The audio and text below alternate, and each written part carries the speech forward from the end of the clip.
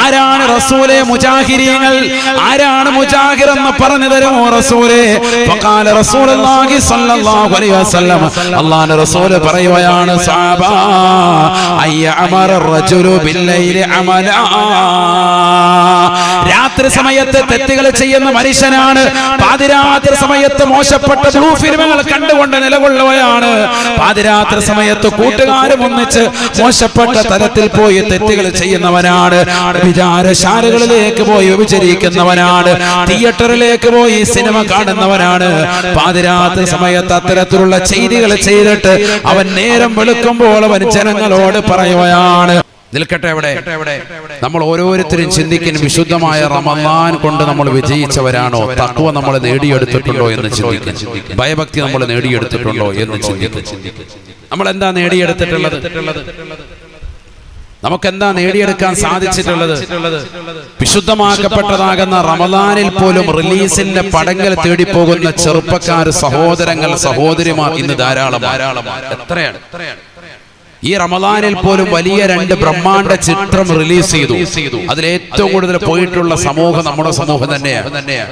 ഒരു കാലഘട്ടങ്ങളിൽ റിലീസിന്റെ പടങ്ങൾ പെരുന്നാളിനെ ചെയ്യുള്ളൂ. എന്താ കാര്യം?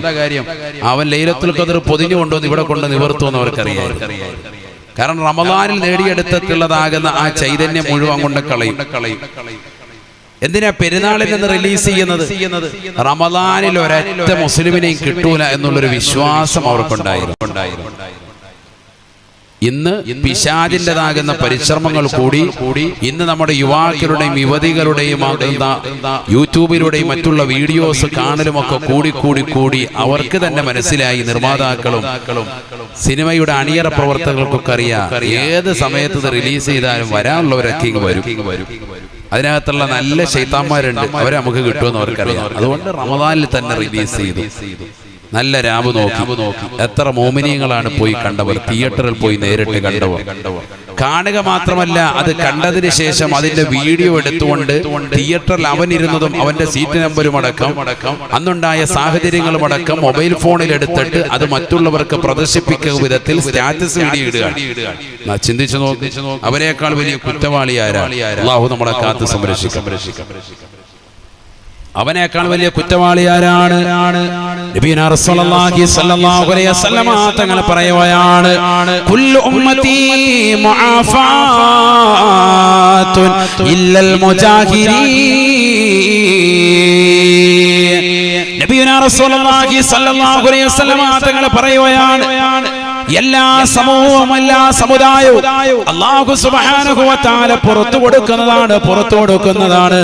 എന്റെ ഉമ്മത്തിൽ നിന്ന് സർവർക്കും അല്ലാഹു പരിപൂർണമായി പുറത്തു കൊടുക്കുന്നതാണ്. ഇല്ലൽ മുജാഹിരീൻ, മുജാഹിരീങ്ങളായ ആളുകൾക്കൊഴികെ എന്ന് ഹബീബുനാ റസൂലുള്ളാഹി. ഖാലൂ, ഉടനെ സഹാബത്ത് നബിയോട് ചോദിക്കുകയാണ്, വമൽ മുജാഹിരീന യാ റസൂലല്ലാഹ്, വമൽ മുജാഹിരീന യാ റസൂലല്ലാഹ്. ആരാണ് റസൂലേ മുജാഹിരീങ്ങൾ? ആരാണ് മുജാഹിർ എന്ന് പറഞ്ഞു തരുമോ റസൂലേ? ഫഖാല റസൂലുള്ളാഹി സ്വല്ലല്ലാഹു അലൈഹി വസല്ലം, അല്ലാഹുവിന്റെ റസൂൽ പറയുകയാണ്, സഹാബ അയ്യഅമറ റജുലു ബില്ലൈലി അമല, രാത്രി സമയത്ത് തെറ്റുകൾ ചെയ്യുന്ന മനുഷ്യനാണ് പാതിരാത്രി സമയത്ത് മോശപ്പെട്ട ബ്ലൂ ഫിലിമുകൾ കണ്ടുകൊണ്ട് നിലകൊള്ളുകയാണ്. പാതിരാത്രി സമയത്ത് കൂട്ടുകാരും ഒന്നിച്ച് മോശപ്പെട്ട തരത്തിൽ പോയി തെറ്റുകൾ ചെയ്യുന്നവനാണ്. വിചാരശാലകളിലേക്ക് പോയി വ്യഭിചരിക്കുന്നവനാണ്. തിയേറ്ററിലേക്ക് പോയി സിനിമ കാണുന്നവനാണ്. പാതിരാത്രി സമയത്ത് അത്തരത്തിലുള്ള ചെയ്തികൾ ചെയ്തിട്ട് അവൻ നേരം വെളുക്കുമ്പോൾ അവൻ ജനങ്ങളോട് പറയുകയാണ്, ഖദ് അമിൽതുൽ ബാരിഹത കദാ വകദാ,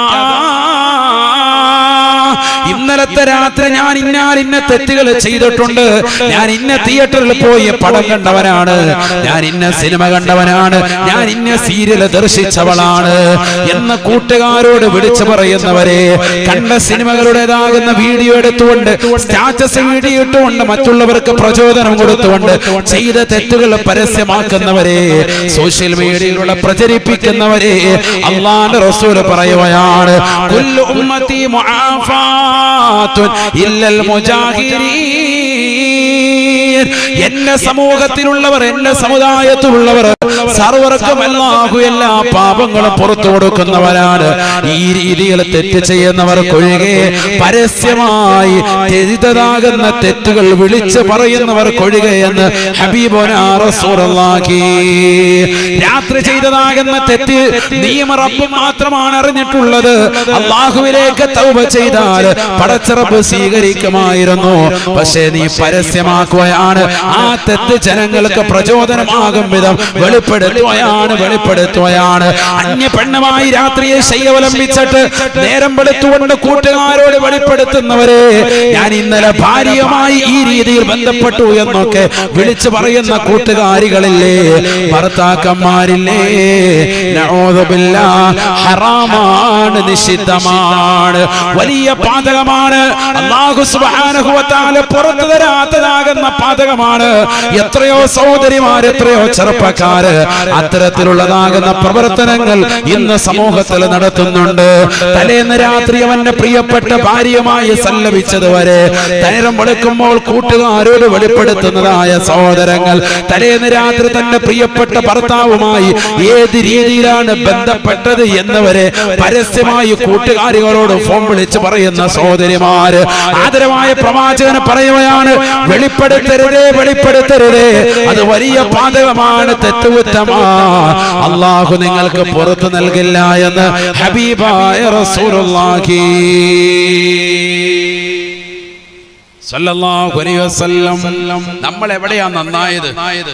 റമദാൻ വിട പറയാൻ വേണ്ടി അടുത്തു നിൽക്കുമ്പോ റമദാൻ കൊണ്ട് നിർബന്ധമാക്കപ്പെട്ട ആയത്തിന്റെ അവസാന ഭാഗം ലഅല്ലക്കും തത്തഖൂൻ, നിങ്ങൾ മുത്തഖീങ്ങളാകാൻ വേണ്ടിയിട്ടാ ഈ നോമ്പ് നൽകിയത് എന്ന് അല്ലാഹു പറഞ്ഞതിൽ നിന്ന് എടുത്ത് നമ്മുടെ ജീവിതത്തിലേക്ക് ചേർത്ത് വെച്ചെന്ന് നോക്കി. എവിടെയാ നമുക്ക് തഖ്വ വന്നത്?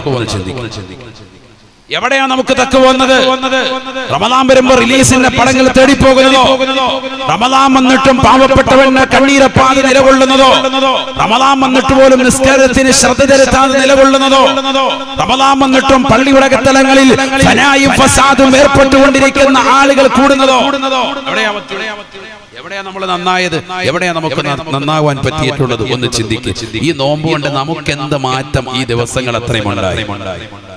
ചിലര് കരുതി ഒന്ന് വെയിറ്റ് ലോസ് ചെയ്യാം, വണ്ണം ഒന്ന് കൂടിയിട്ടുണ്ട്, തടി അല്പം കൂടിയിട്ടുണ്ട്, അതൊന്ന് കുറയ്ക്കാം, ഷുഗർ അല്പം കൂടിയിട്ടുണ്ട്, അതൊന്ന് ക്രമാതീതമാക്കാം, അതിനുവേണ്ടി നോമ്പ് പിടിച്ചു.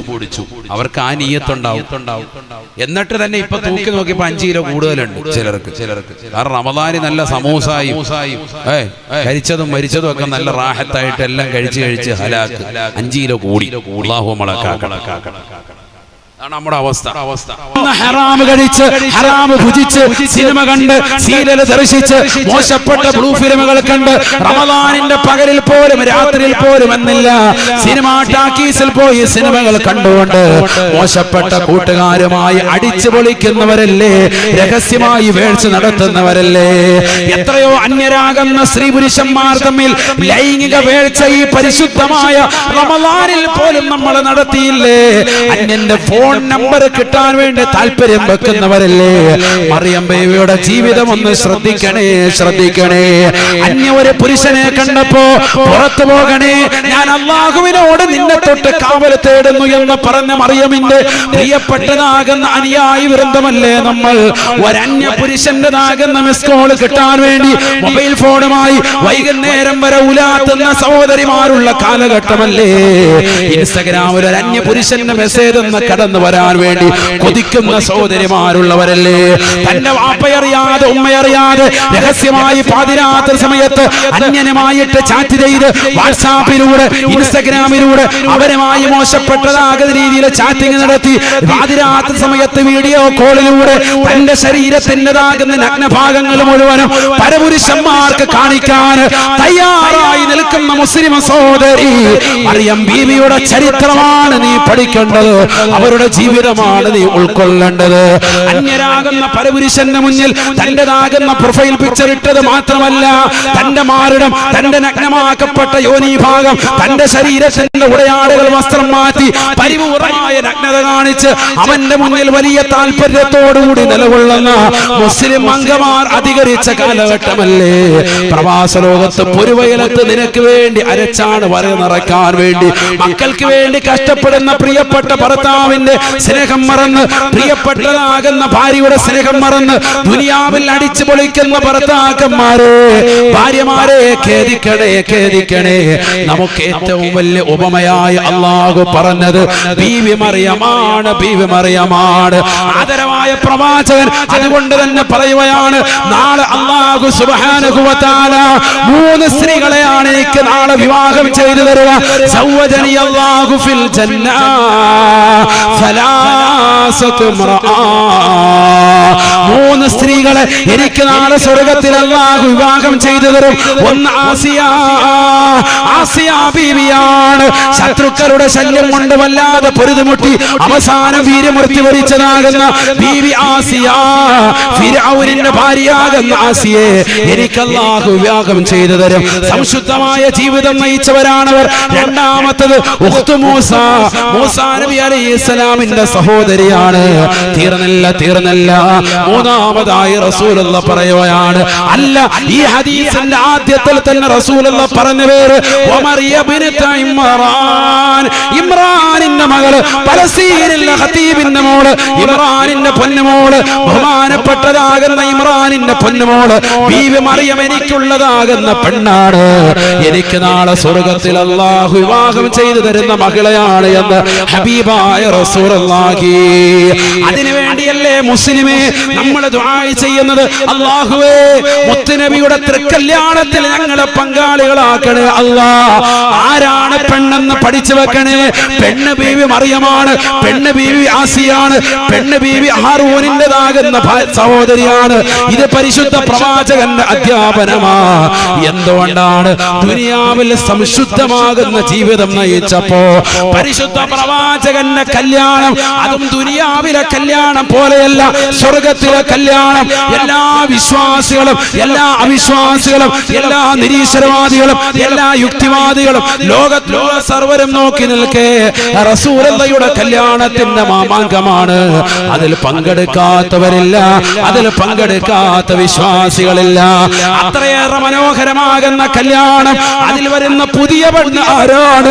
അതിൽ വരുന്ന പുതിയ പെണ്ണാരാണ്?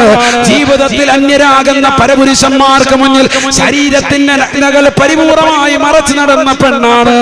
പരിപൂർണമായി മറച്ചു എന്ന് മാത്രമല്ല, ഒരന്യ പുരുഷന്റെ നിഴൽവട്ടം കണ്ടപ്പോ നിന്നെ തൊട്ട് അല്ലാഹുവിനോട് കാവൽ തേടുന്നു എന്ന് പറഞ്ഞുകൊണ്ട് പേടിച്ചതാകുന്ന പെണ്ണാണ് ബീവി മറിയം റളിയല്ലാഹു അൻഹാ. അല്ലാഹ് അവരെയാണ് വിവാഹം ചെയ്തു കൊടുക്കുക. അല്ലാഹു തൗഫീഖ് തരട്ടെ, അല്ലാഹു തൗഫീഖ് തരട്ടെ. നീട്ടുന്നില്ല, ഈ സദസ്സ് ഇൻഷാ അല്ലാഹ് പിരിയാണ്. വേഗം തന്നെ നിസ്കരിക്കണം. അതിനുശേഷം ഇൻഷാ അല്ലാഹ് ദുആ ഉണ്ടാവും. അല്ലാഹു തൗഫീഖ് തരട്ടെ.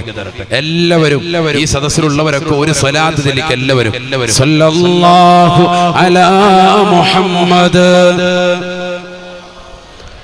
അല്ലാഹുവേ, ഞങ്ങൾ ഈ ചൊല്ലിയ സ്വലാത്ത് നീ സ്വീകരിക്കണേ അല്ലാ. ആദരവായ പ്രവാചകരുടെ തിരുചാരത്തേക്ക് ഈ സ്വലാത്ത് സലാമിനെ ഈ നിമിഷം തന്നെ എത്തിക്കണേ അല്ലാ. ആ പ്രവാചകരുടെ തിരുക്കല്യാണത്തിൽ ഞങ്ങളേവരെയും നീ ഉൾക്കൊള്ളിക്കണേ അല്ലാ. ഈ മുക്കുന്നം ബനാത്തിന്റെ പരിസരത്ത് ഒരുമിച്ച് കൂടിയ സഹോദര സഹോദരിമാർക്ക് നീ സൗഭാഗ്യം നൽകണേ അല്ലാ.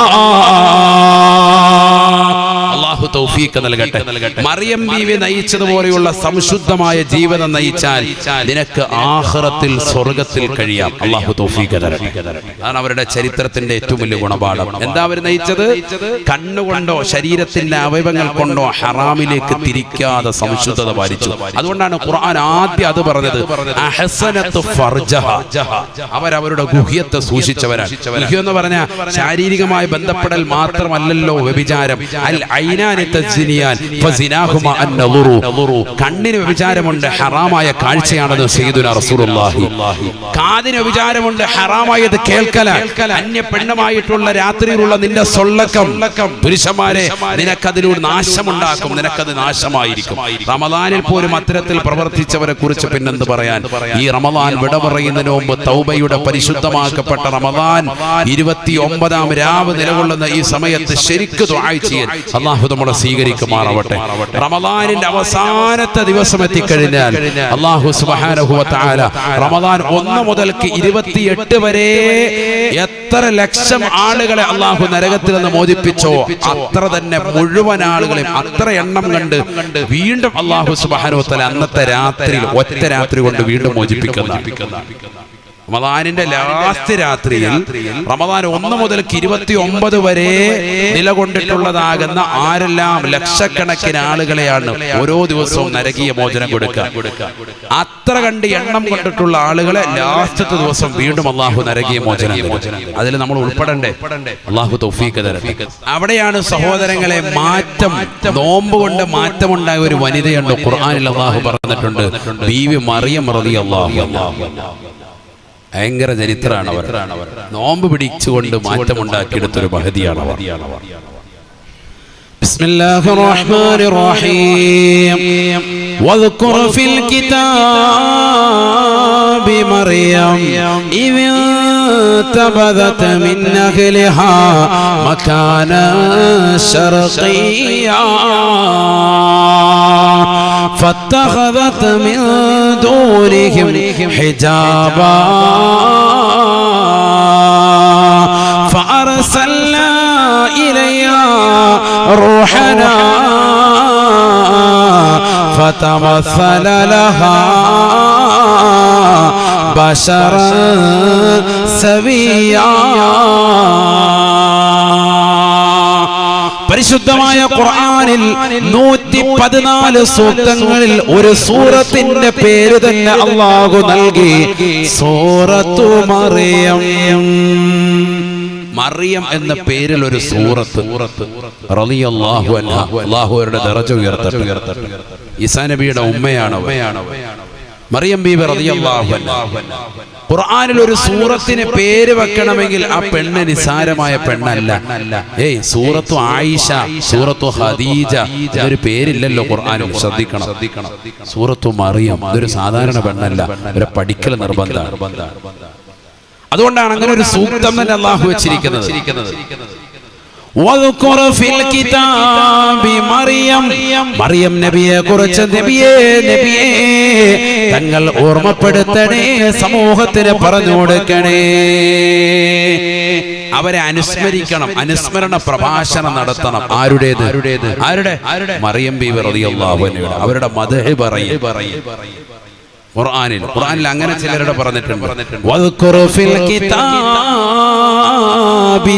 ഇസ്മാഈൽ ഇന്നഹു കാന സാദിഖൽ വഅദ് വകാന റസൂലൻ നബിയ്യാ വദ്കുർ ഫിൽ കിതാബി ഇദ്രീസ്. ഇങ്ങനെ ഒരുപാട് പ്രവാചകന്മാരുടെ പലരുടെയും സ്മരിക്കുന്ന ഖുർആൻ പറഞ്ഞിട്ടുണ്ട്. അതൊക്കെ വലിയ ആളുകളാണ്. അതുകൊണ്ടാണ് നിൽക്കട്ടെ. ഇവിടെ മറിയം ബീവി റളിയല്ലാഹു അൻഹ ആരാത്? ബൈത്തുൽ മുഖദ്ദസിലെ അക്കാലഘട്ടത്തിലേതാകുന്ന അതിന്റെ പരിസരത്ത്, ലബനാനിന്റെ പരിസരത്ത് ജീവിച്ചിരുന്ന അവിടുത്തെ ഖതീബായിരുന്നു ബഹുമാനപ്പെട്ട ഇമ്രാൻ റളിയല്ലാഹു അൻഹു. അവരുടേതാകുന്ന ഭാര്യയാണ് ഹന്നത്ത് ബീവി റളിയല്ലാഹു അൻഹ. ഇമ്രാൻ ഹന്നത്ത് ബീവി ദമ്പതികൾ മക്കളില്ലാതെ വിഷമിച്ചു. അവസാനം അവർ ദുആ ചെയ്തു. ഹന്നത്ത് ബീവി നേർച്ച നേർന്നു, അല്ലാഹുവേ എനിക്കൊരു കുട്ടിയെ നൽകുകയാണെങ്കിൽ ഞാൻ എന്ത് ചെയ്യാം? കുട്ടി എന്ത് ചെയ്യാം? ബൈത്തുൽ മുഖദ്ദസിലേക്ക് ഞാൻ നേർച്ച നേർന്നേക്കാം. മസ്ജിദുൽ അഖ്സ, ഫലസ്തീനിലെ പള്ളി. 3 പള്ളികളാണല്ലോ ഏറ്റവും ശ്രേഷ്ഠതയുള്ളത്. ലാ തുശദ്ദു റിഹാലു ഇല്ലാ ഇലാ സലാസതി മസാജിദ ശഫീഉനാ റസൂലുള്ളാഹി സ്വല്ലല്ലാഹു അലൈഹി വസല്ലം. 3 പള്ളികളിലേക്ക് യാത്ര ചെയ്യൽ പുണ്യമാണ്. സയ്യിദുനാ റസൂലുള്ളാഹി ഒന്ന് മസ്ജിദുൽ ഹറാമാണ്. കഅബ അല്ലാഹു നമുക്ക് കാണാൻ തൗഫീഖ് നൽകട്ടെ. ആ കഅബ സ്ഥിതി ചെയ്യുന്ന പള്ളി പോകലും അവിടെ നിസ്കരിക്കലും വളരെ പുണ്യമാണ്. അവിടെ ഒരു റക്അത്ത് നിസ്കരിച്ചാൽ മറ്റുള്ള സ്ഥലങ്ങളിൽ 1,00,000 റക്അത്ത് നിസ്കരിക്കുന്ന പ്രതിഫലം കിട്ടും. അവിടെ ഒരൊറ്റ റക്അത്ത് നിസ്കരിച്ചാൽ. അൽഹംദുലില്ലാഹ്, അല്ലാഹു തൗഫീഖ് തരട്ടെ. രണ്ടാമത്തെ പള്ളിയാണ് മസ്ജിദുൻ നബവി. മുത്തുനബി സല്ലല്ലാഹു അലൈഹി വസല്ലമ തങ്ങളുടെ ഭൗതിക ശരീരം കൊണ്ട് അനുഗ്രഹിക്കപ്പെട്ട പള്ളി, പ്രവാചകരുടെ പള്ളി, മദീന പള്ളി. ആ പള്ളിയിൽ ഒരു റക്അത്ത് നിസ്കരിച്ചാൽ മറ്റുള്ള സ്ഥലങ്ങളിൽ, ഹറമും മസ്ജിദുൽ അഖ്സയും അല്ലാത്ത മറ്റുള്ള സ്ഥലങ്ങളിൽ ലോകത്ത് എവിടെ നീ 10,000 റക്അത്ത് നിസ്കരിക്കുന്നുണ്ടോ അതിന്റെ കൂലി നിനക്ക് കിട്ടും മസ്ജിദുൻ നബവിയിൽ ഒരൊറ്റ റക്അത്ത് നിസ്കരിച്ചാൽ. മദീന പള്ളി. അല്ലാഹു തൗഫീഖ് തരട്ടെ. അപ്പോ 4 റക്അത്ത് അസർ നിസ്കരിച്ച് കഴിയുമ്പോൾ 40,000 റക്അത്ത് നിസ്കരിച്ച കൂലി കിട്ടും. അവിടെ ഒരു അസറുണ്ട്. അവിടെ ഒരു ളുഹർ 4 റക്അത്ത് നിസ്കരിച്ച 40,000. മക്കയിലെ പള്ളിയിൽ നിസ്കരിച്ചാൽ 4,00,000. 4 റക്അത്ത് കഴിയുമ്പോൾ എത്രയായി? 4,00,000.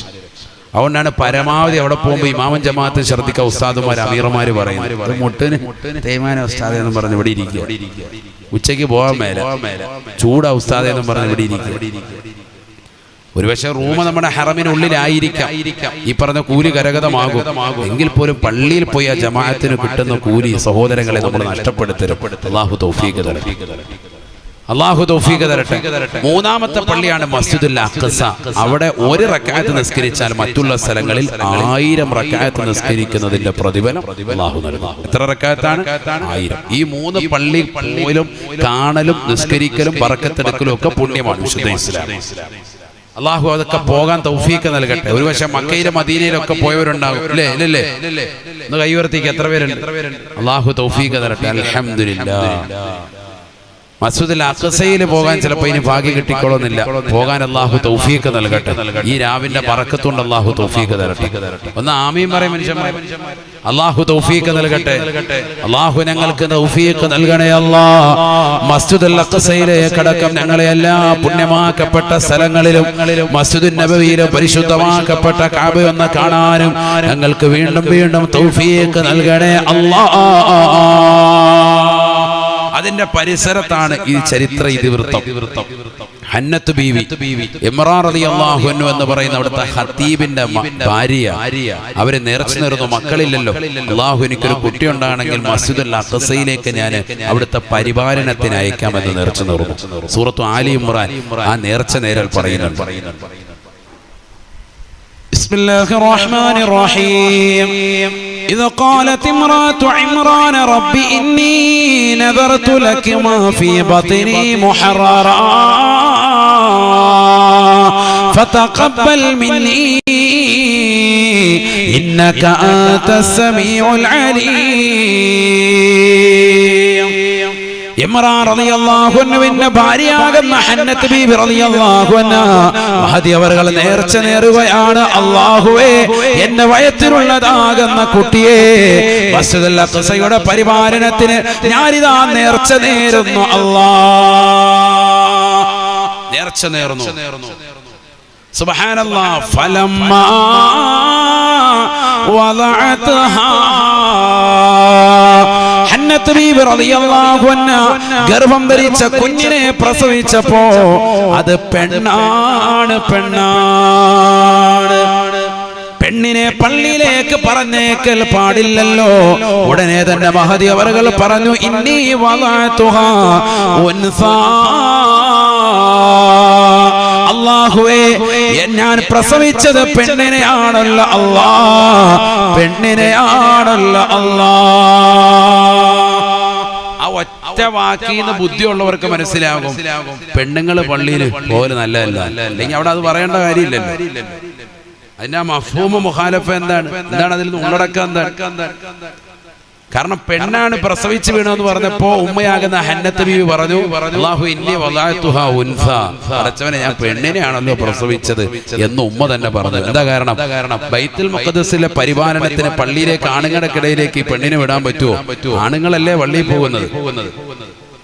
മനസ്സിലാക്കണം. അതുകൊണ്ട് അത്തരത്തിലുള്ള വാദഗതികൾ ഉന്നയിക്കുന്നവർ ആദ്യം ഖുർആൻ പഠിക്കണം. അല്ലാഹു തൗഫീഖ് തരട്ടെ.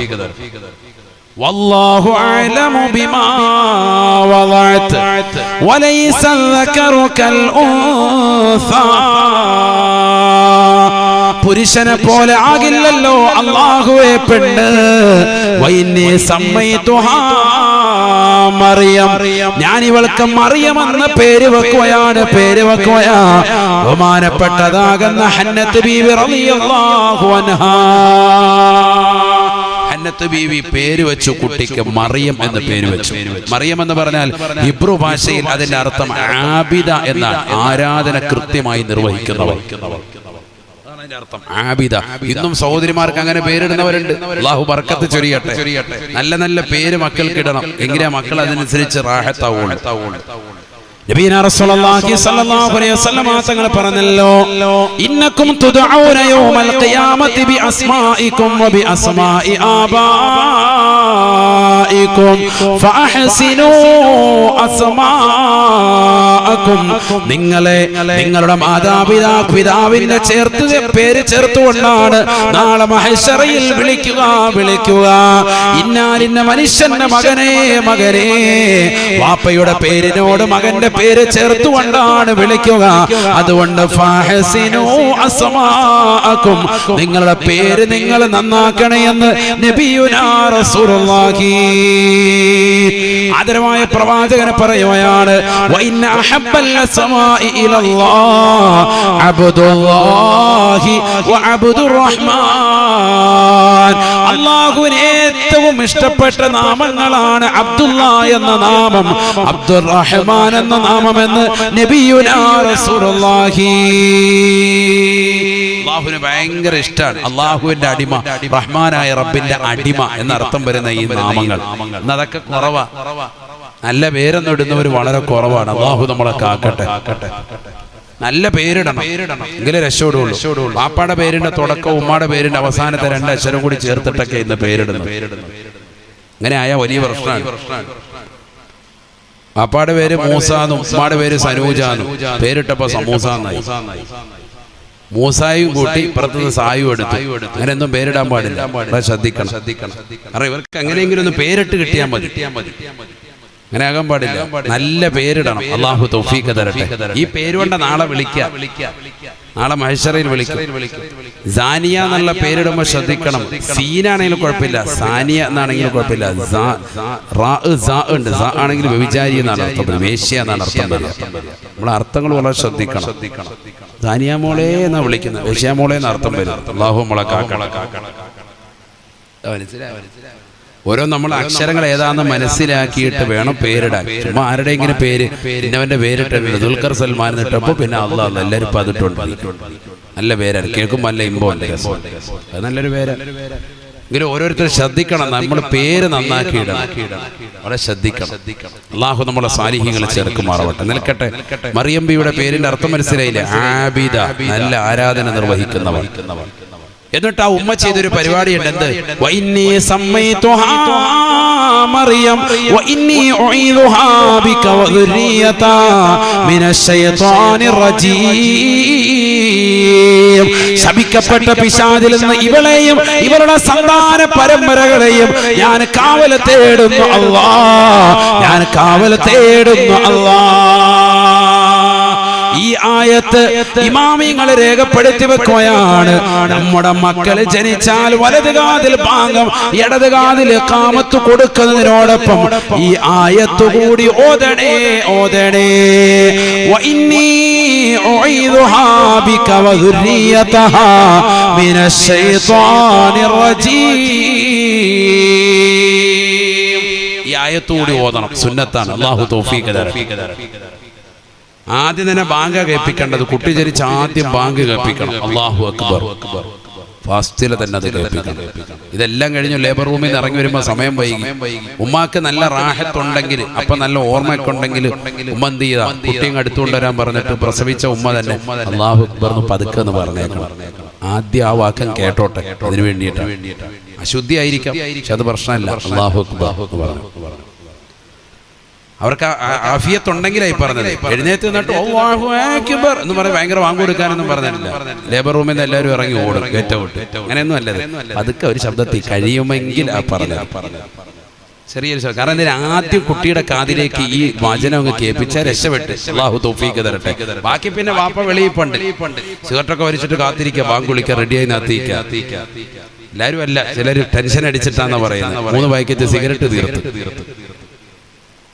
ആയത്തുൽ കുർസി ഓതണ്ടേ? ഗർഭം ധരിച്ച ആ പെണ്ണ് ആ സമയത്ത് എന്ത് ഓതണം?